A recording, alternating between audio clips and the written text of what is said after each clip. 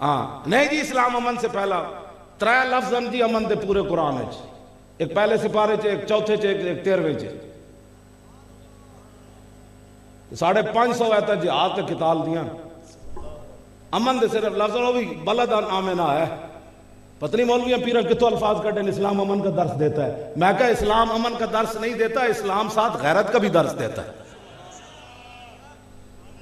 ऐसे बड़े सगीर इस्लाम पता है एक जनानी की वजह तो आया, मोहम्मद बिन कासिम एक जनानी की वजह तो आए नहीं।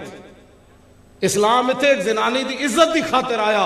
हुण जनानियां उठ के एक कमन की जी हमारा जिसम हमारी मर्जी, तुसी किथों आई हो?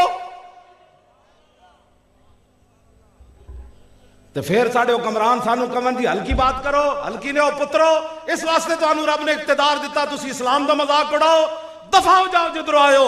ए पाकिस्तान ते बनया ला इलाहा इल्लल्लाह मुहम्मद रसूलुल्लाह के राज के लिए बना है।